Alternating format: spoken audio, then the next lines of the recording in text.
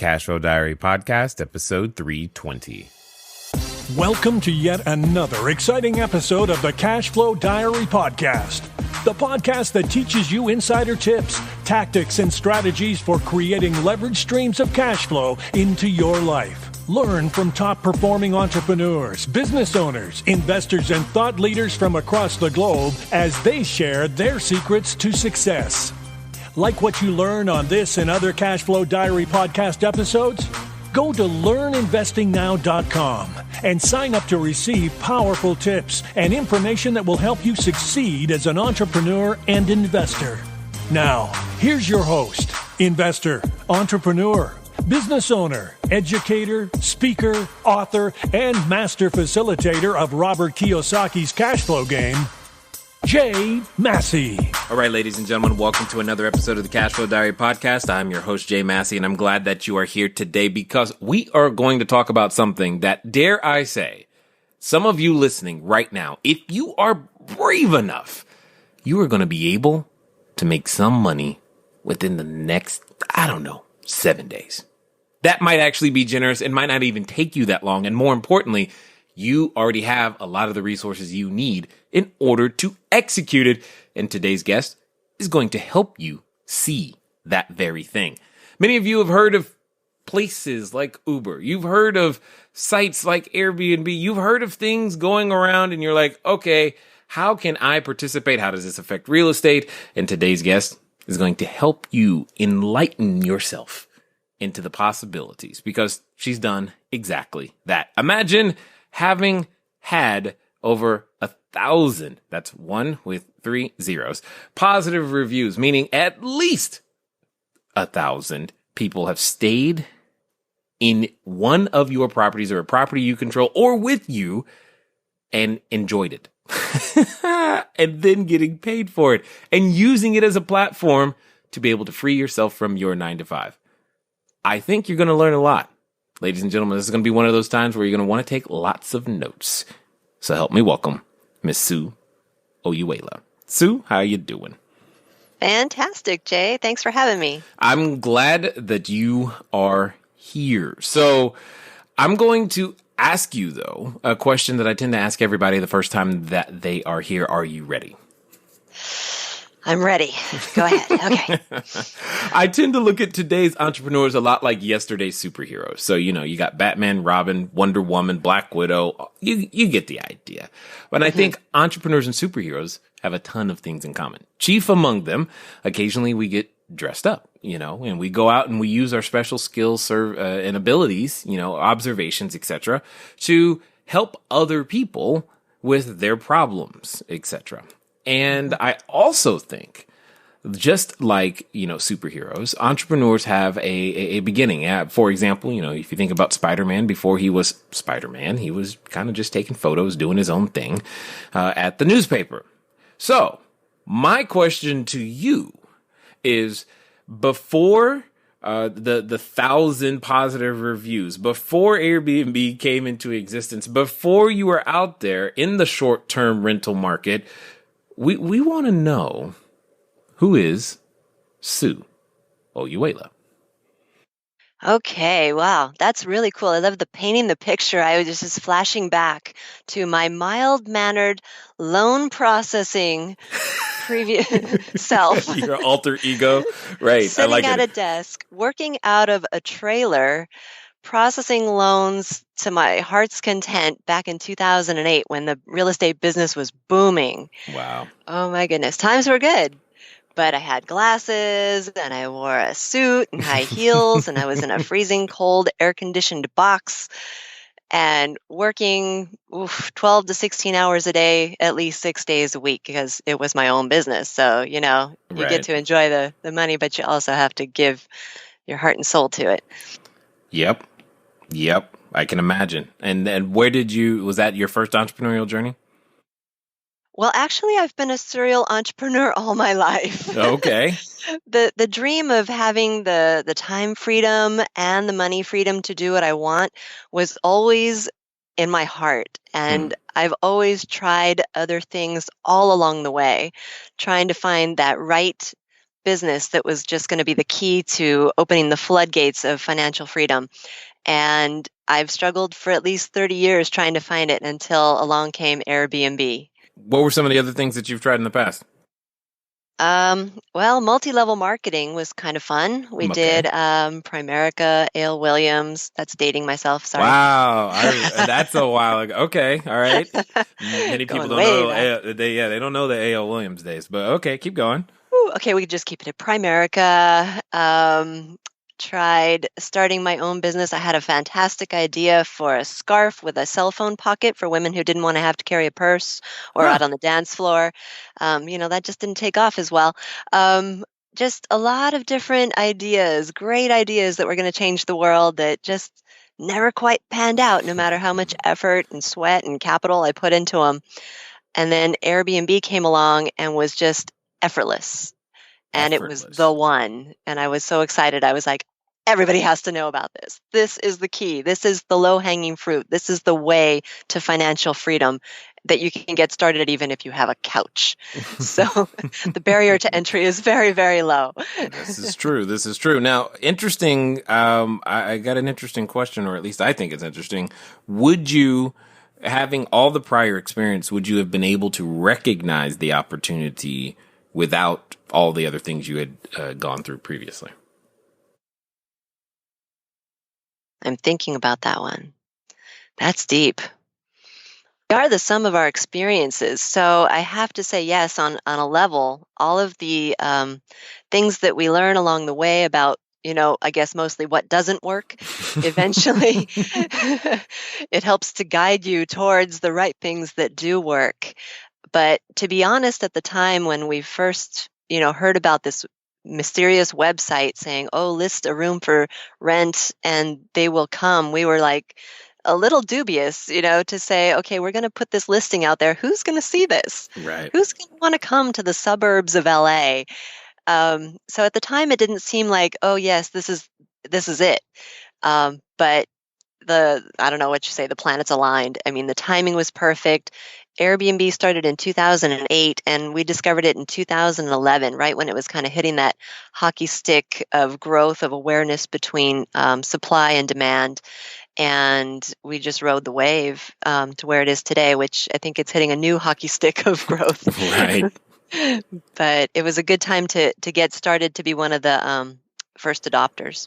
Indeed, indeed. Now, for those who might not know, do us a favor and share with us what is Airbnb.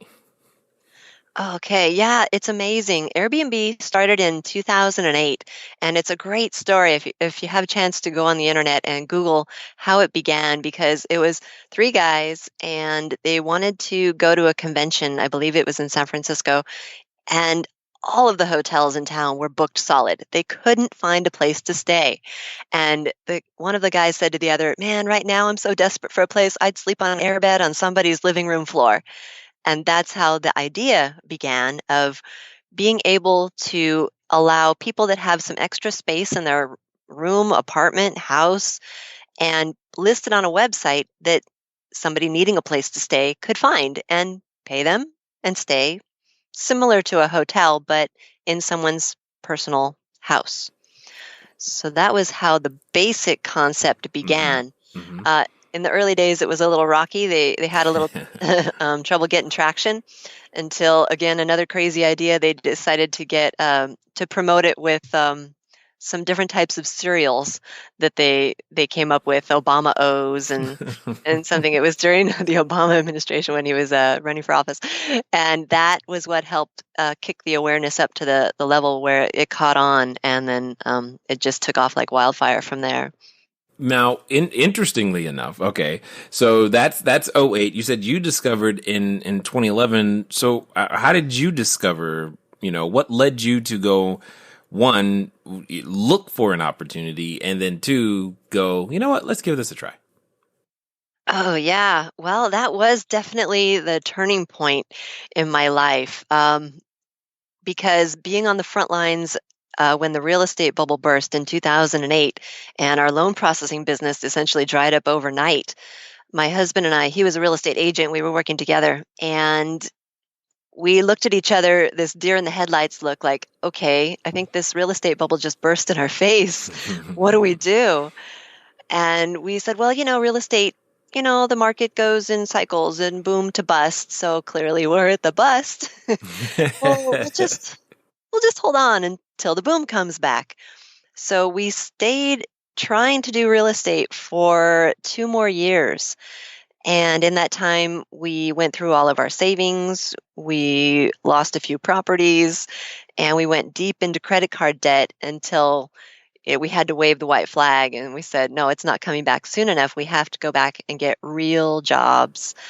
And that was the soul-sucking moment to give up our freedom and have to go back to work for a boss. So we wound up going to work in a bottle decorating factory, and I became the customer care manager. My husband was the plant manager. And one day, as fate would have it, one of our vendors came in and sat in my office, and he started telling me about a duplex that they owned in Hollywood and this hobby that his wife had of renting out half to vacationing guests. And then he says, and the money I make and the money she makes covers our whole mortgage. And that made me say, wait a minute, stop. Go back. Right. The proverbial record scratch. You're like, what? Right? And so when he says, yeah, she uses this website, it's called Air BnB, I said, well, that sounds interesting. So I went home and I told my husband that night, hey, honey, I have this idea. What if we try listing one of our rooms on this crazy website and see if anybody wants to stay in a cabin? Well, it's a shed, but we, called it the cozy cabin in our backyard in the suburbs of LA, 26 miles from where people want to be. And at the time, it didn't sound like it was going to really take off. But he says, right now we just need to find a way to make an extra $100 a month to put towards our debt because we've got to pay this off. That was our primary motivation, trying to pay off our $63,000 in debt we'd racked up and looking for a way to make an extra $100. And so we listed the cozy cabin and had our first guest within 7 days. And we had a continuous, steady flow of guests from that point on. And it amazed us. And at the end of the month, we hadn't made an extra $100. We'd made an extra $1,000 to put towards our debt. So we had gone from trying to find ways to earn an extra $100 by coupon clipping and recycling aluminum cans and selling things on Craigslist to all of a sudden this Airbnb thing just boom. Right. So that's when we started really exploring the ways you can use Airbnb and really blowing it up. Indeed. Now, before we go too deep into that, I just want to underscore a couple of things for those that were listening. Is, just because you may be in a situation in which you don't like, i.e., working in a bottle decorating factory, never even thought about that. That doesn't mean you can't have your ears open for opportunity, because clearly you did. You had your ears open for opportunity. Otherwise, you wouldn't have been able to hear exactly what was being said. I am curious though. So since, that vendor who introduced you, have you taken him out to dinner at all? Yes. I had to go running back to him and say, you changed my life. And I was hugging him and crying, and it was beautiful. Yeah, it was a pretty special moment because that was just one of those, God moments that the right person walks in and you're listening, trying to find a way to make extra $100 is kind of where my radar was. And, you're open to anything at that point, and the right person shows up, and it's just kind of amazing. Now, let's talk about some of the logistics that you just said, because this I find very, very interesting. You said suburb of LA, 26 miles, and you're just trying to maybe get $100, and you've got we'll call it the cozy cabin in your backyard, and you're like, okay, maybe we can get $100 out of this. But when you realize at the end of that first month that it's $1,000, what kind of goes through your head? Well, it's really cool actually, because my husband, after 30 years of marriage and being married to a serial entrepreneur, every time I've come to him with the words, "Honey, I have an idea." He's strong, man. He's hanging in. So, when I came to him with this Airbnb idea, he just simply folded his arms, smiled, and looked at me and, sort of gave me that, "Okay, we'll try it, but show me the money" look. Right. And after that first month, after $1,000, he comes to me and he says, "Honey, how about we change your laundry room into an Airbnb?" Yes. So now Mr. Show Me the Money is coming up with ideas himself, and he's on board, and we're like, all right. So that was a good turning point. So out came the washer and dryer, and in went a full-size bed, and that was about it because it was a very small little room. Right. Right. And yeah, we just took it from there, and we just started blowing it up with adding more and more rooms. Well, go ahead. No. Well, I think that's one of the unique things about the way that you've chosen to approach the strategy of how to provide space is where myself and others, I know I like the whole idea of, the whole house, for a particular type of person or a particular customer. You started, I mean, in my head, even though we've done this, it still sounds, it's like, hold on, having someone in my same living space, that is still, I've got 4 kids. That feels like more than enough people in my living space already. So it's the idea of another person is just like mind blowing. But this is where you have been able to specialize and make things happen. Was there ever that conversation between you and your husband, like, you do realize we don't know this person and they're coming over tonight, right? Actually, I guess we didn't have to have that conversation because prior to that, we had hosted international students with a local college, and they would come here to learn English for maybe anywhere from 3 weeks to 9 months. So we were used to having folks from all around the world stay with us, and our kids actually grew up in this environment of always having some international person at the dinner table. Oh. And it was a pretty cool experience for them to always be exposed to different cultures and different languages and different foods, and just learning to appreciate, how people can be so different, but all still be so much the same and just become such close friends, and it's a wonderful, wonderful experience to meet people and share what you have, and then they share back. And one of the things I say in my listings is, you're welcome to use my kitchen as long as you make enough food for everyone. Right. You can't just make cake for yourself. Yeah. Right. And it's great that people take me up on it. And we've had all kinds of awesome different foods from all these different countries, things you'd never imagine. And they're so delicious. And it's a really awesome experience. Sometimes I feel like I'm the guest. They get carried away with cooking and hosting me. And I'm like, wait a minute, this is awesome. So it's actually been an amazing positive experience having these quote unquote strangers in my house. One of the things though that Airbnb does is they've got their review system built in, and that is the key that makes it work, because this is a really cool thing to be able to stay with locals in their home in a foreign country, as far as, from a guest standpoint. It's a privilege. So knowing that they're going to be reviewed at the end of the stay means that how they behave is going to make or break whether they get to keep using Airbnb. Right. And that keeps them on their best behavior. Right. So we haven't had bad experiences with guests. They're always so considerate, should I take my shoes off before I come in, and they're just really, really respectful and appreciative and just so sweet. And I say that our guests leave footprints on our hearts because of the people that we've met. It's just been a mind-blowing journey that we never would have gotten to experience if it weren't for Airbnb. Indeed. So let's talk about this though. Okay, so you're starting, that first month ends.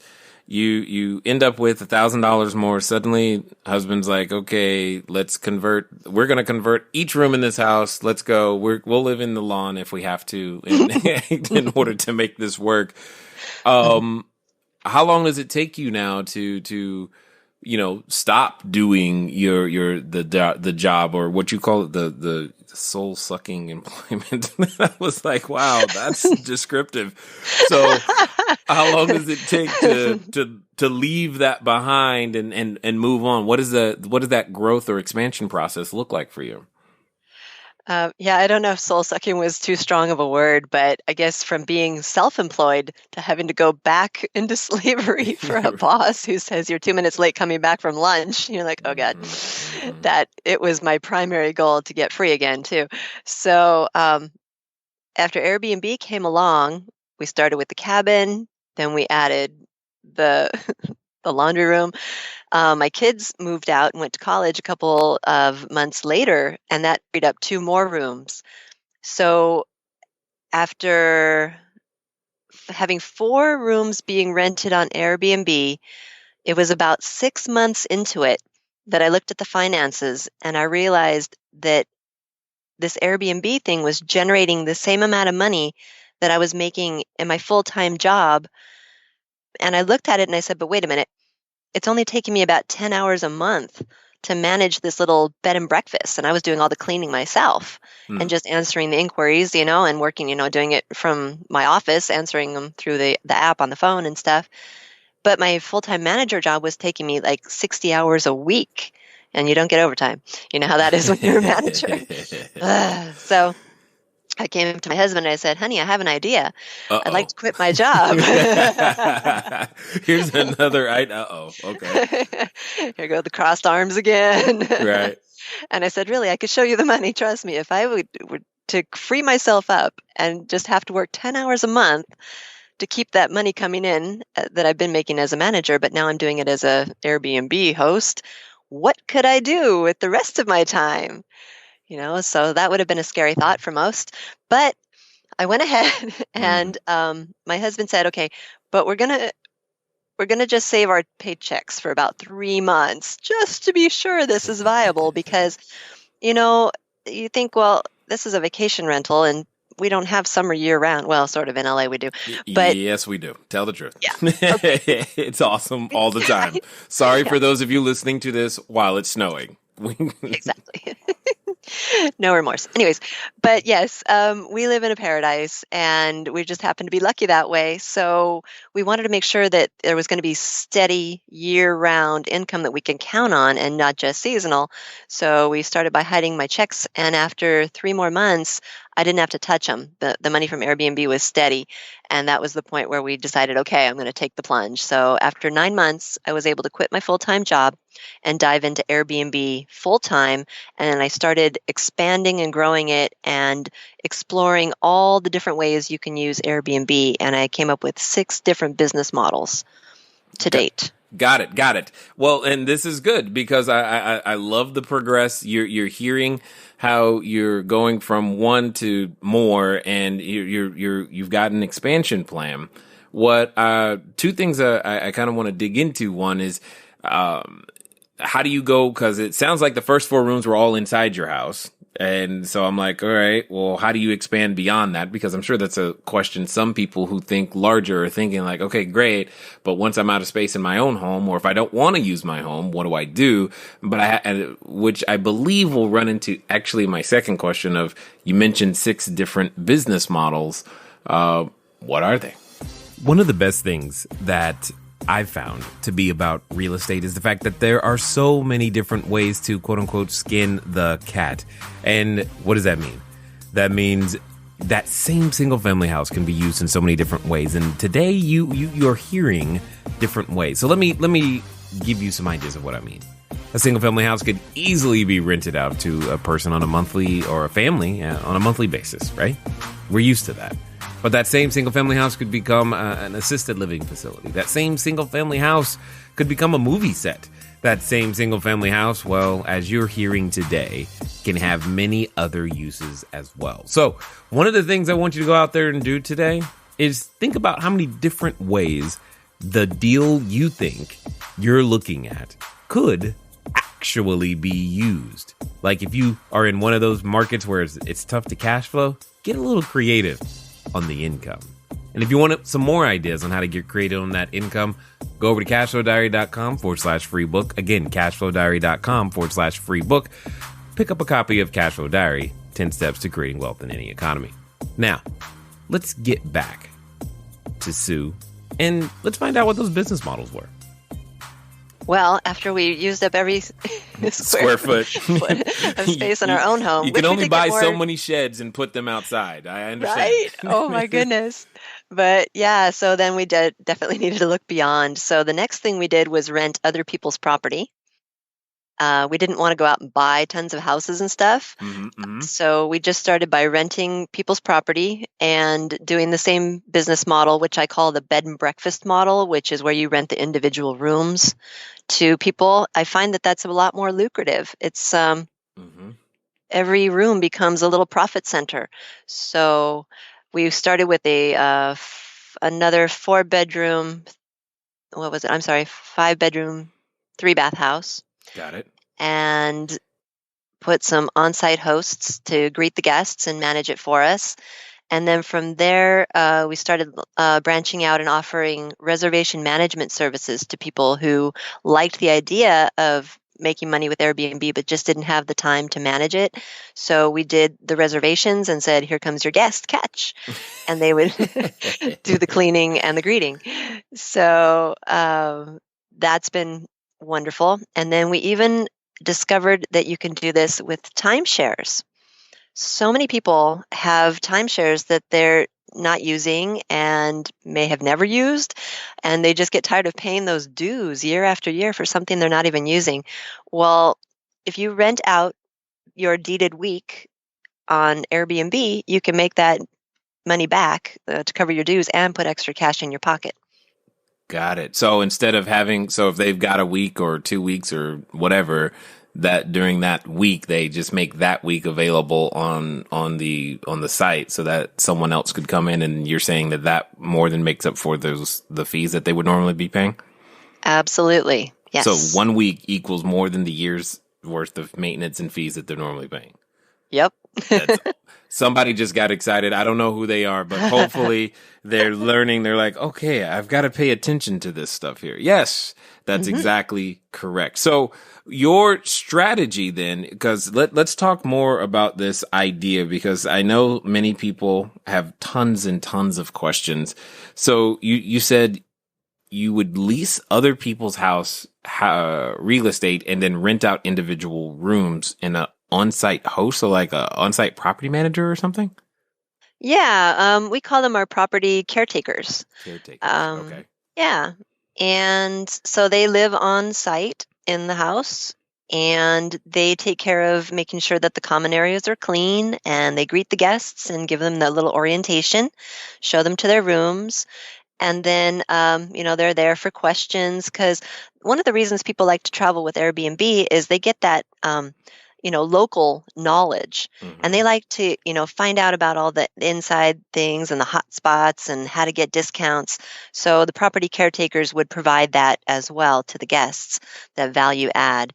And then that would reflect on our reputation as well, because it was all under one Airbnb account. Interesting. And you paid people to do that? That's cool. Well, actually, they paid me. No. The property caretaker paid? Okay, I got confused. I thought so the property caretaker paid you to be there? How cool is that? Yeah, that's new. Aha moment. Okay. I'm like, what? I'm learning things in real time. Why would someone? Because I've got it now, and otherwise I'm going to get a bunch of emails. Like, why would someone pay you to be there? I don't understand. To welcome the guests and clean the common areas and stuff. Why would they do that? Why would they do that?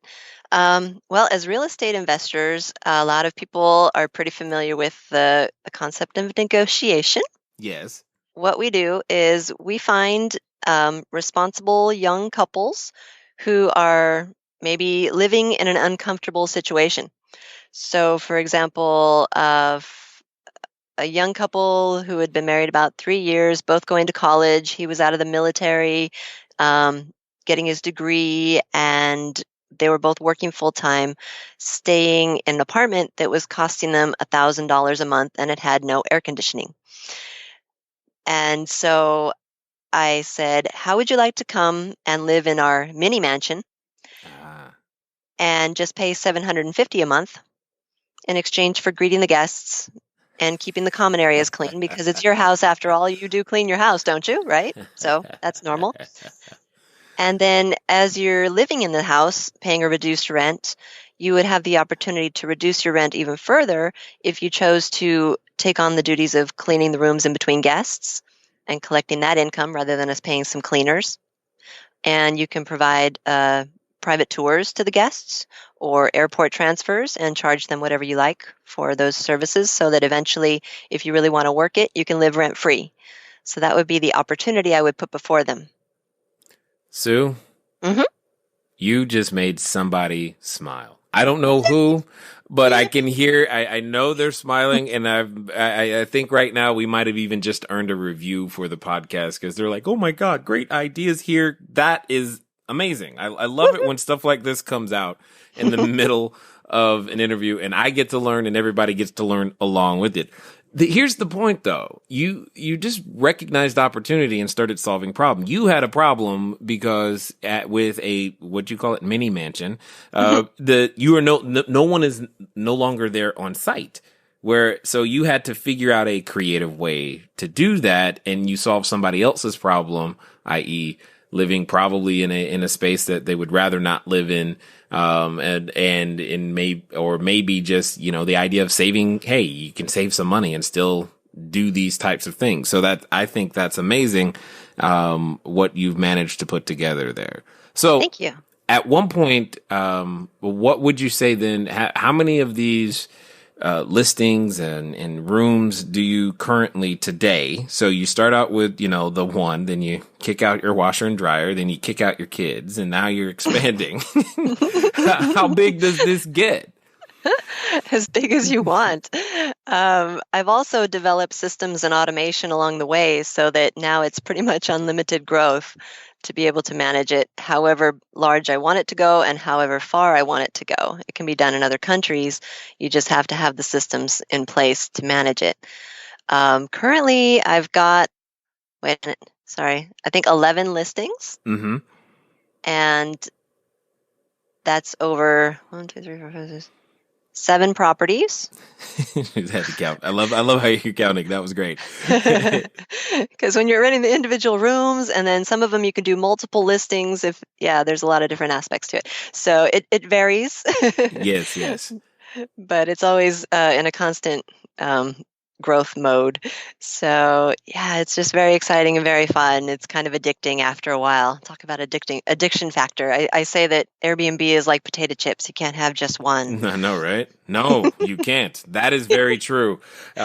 So with that being said, though, let's talk about the other side. I mean, there's a number of people out there who, they don't necessarily like it. They blame the short-term, these companies, Airbnb, HomeAway, Flipkey, what have you, for causing issues in their own neighborhoods or raising rents and all these other things. What say you to such things like that? Oh, thank you for asking. I mean, I respect their point of view, definitely, because we've been blessed with the grouchiest neighbors on the planet. And nice. Yeah, it's been wonderful. They've taught us so much, and we've been able to all get along. And I attribute that to putting the responsibility on the host to manage their guests. Mm-hmm. We've learned how to communicate with the guests to limit the annoyance factor to the neighbors as far as parking goes, as far as check-in goes, as far as noise goes.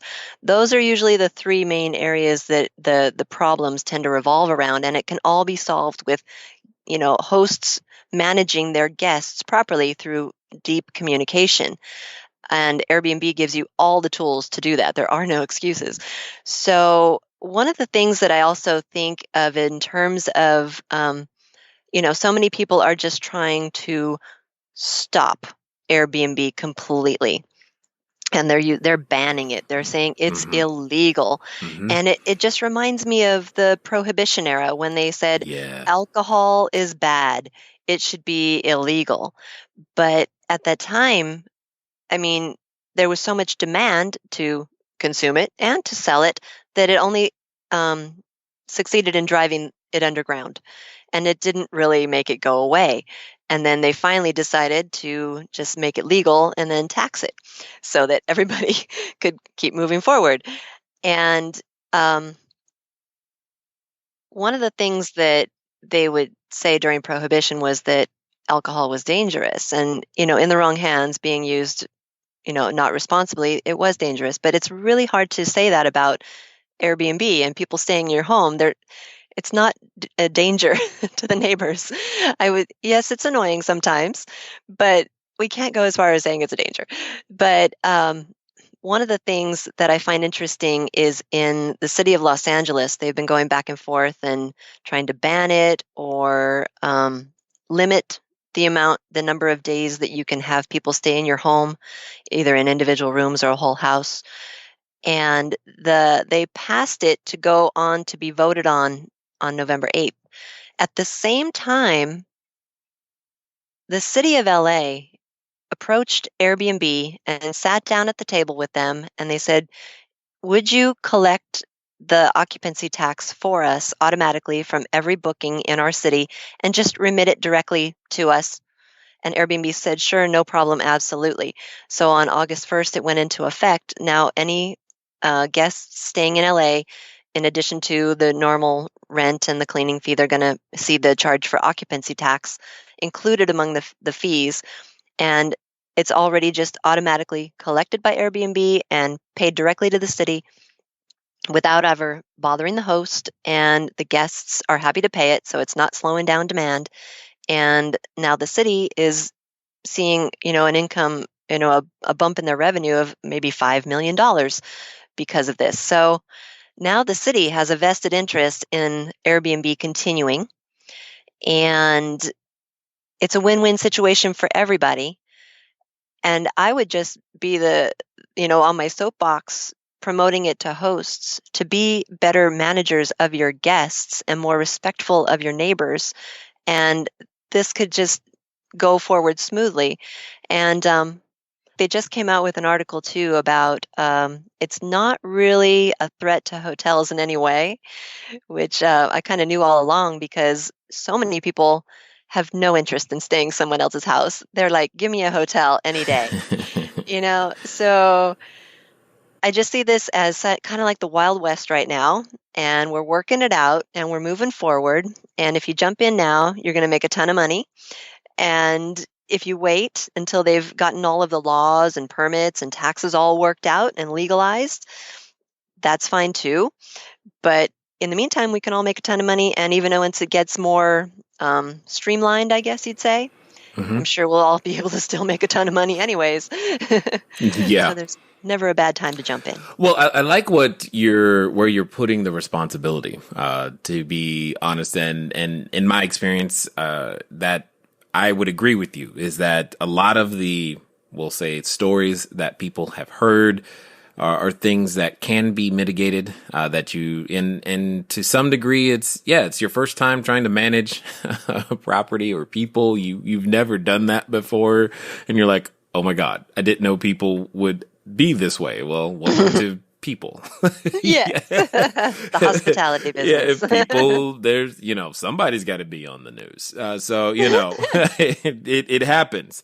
But I like the fact that you put the onus on the host, because again, that means there's something that we can do. There's something that can be done to help, educate and how to manage how to manage other guests and people and property in and of itself. Would you say that your prior experience with your rentals before, Airbnb has helped you in any way, shape, or form? Well, actually, all of my rental properties were in other states, and I had property managers doing it all for me. So I actually had no prior experience. Good. Well, that's kind of what I'm trying to understand is because some people might go, well, I don't know how they could be afraid of what you just said, managing and communicating to guests and people that are paying. They've not done it before. And they're like, that could be the very thing that's stopping them from moving forward. But what you're saying is that there shouldn't be a reason to let that stop you. But I'm assuming there's still a learning curve. Yes. Yes. There is a lot to learn, and that's where 5 years of experience have gotten me to the point of writing a book and creating an online course to help people to navigate all of that. And Airbnb is a very robust booking engine. They have provided so many tools to help hosts and guests communicate and make the whole process smooth just from beginning to end. But it's become such a powerful tool over the years because Airbnb is now worth something like $30 billion, and they're constantly improving and putting more and more into it, listening to the people, giving them the tools they need to be successful, that it's become kind of a monster of a program to learn to operate. And but once you understand how to use all of the tools that they give you, it makes it very easy to avoid all of those, headaches being on the news and to just make it all flow very smoothly. Indeed, indeed. So with that being said, I know that there's a number of people, we've probably piqued a number of people in their interest in this whole idea of a different way of using even their own rental properties or apartment buildings. And you hear these stories of people converting buses and all kinds of stuff into places to stay. For those that would want to, Sue, find out more that you do have to offer and more that you have to teach and learn, what's going to be their best next step in order to get in contact with you and or just learn more? Well, I would invite them to go to my website and get a copy of my free ebook. The website is called doubleyourrentalincome.com. And the ebook is called The Secrets to Making a Six-Figure Income with Airbnb. And that would be a great way to get started. Okay, so by default, then, you're saying a six-figure income is actually possible. It's not just a $100 here or $1,000 a month. Oh my goodness, it is so possible. That was the mind-blowing realization that my husband and I had when we looked at the money that was coming in from this. We were just amazed. I mean, when we first started out, we thought, well, if we rent a room in our house, what can we get? And, we're in the suburbs. It was like, $500 a month maybe. Mm-hmm. But when we started renting by the night for, what was it, $50 a night, mm-hmm, mm-hmm. which... that's dirt cheap, right? Because we're not where people want to be. And no. $50 for a hotel is ridiculous. So all we had to do was charge $50 a night, and we were making $1,500 on the same room. So it tripled our rental income. And when we started applying the vacation rental model to other properties and whole houses and everything, we found that formula to stay true and consistent, that we continually got triple the income that we were earning before. And so I just kind of wanted to say, the name of my website is Double Your Rental Income, because I like to underpromise and overdeliver. Nice. I like it. I like it a lot. And that's been very, very true. So as we wind down here, I have a final question for you, if you will. There's a number of people who have been considering real estate. They've been thinking about it for a long time. Or we'll just say that they're standing in front of the superhero outfit store and wondering, should I, shouldn't I? They're thinking, what kind of cape do I want to wear? What kind of superhero do I want to be? And yet, Sue, as they go out there, they hear your story. They've heard mine. They've heard all the entrepreneurs that we've had on before. And for whatever reason, they still have that voice in the back of their head. And I know you know that voice because you've done battle with that voice. It's that voice that comes up anytime we are trying to become bigger, better, badder, more than our present place. That voice that reminds us of who we're not sometimes. And for some people, they're even related to that voice. So let's pretend for a second that the person listening is actually going to follow through on the advice that you are about to give. And they're going to do so within the next 24 to 48 hours. What would you suggest they do? Wow, that's a powerful question. I love it. Um, well, as I was picturing them standing in front of the store looking for their superhero outfit, I wanted them to envision themselves taking off their landlord cape because for some, when they've gotten into real estate, that was not it didn't it didn't deliver what they expected. Maybe they had too many problems with tenants, maybe there were just too many repairs to make, I don't know what. It didn't pan out the way they expected. And they've gotten frustrated with trying to make real estate work for them, or the market's just not right, there aren't any opportunities anymore, or they've been trying to flip property and you just can't get the return on investment that you used to. But with Airbnb, the opportunities are all around you. So if you start to look through your Airbnb filtered sunglasses, you can see these opportunities now in a different way, things that wouldn't make sense for other strategies.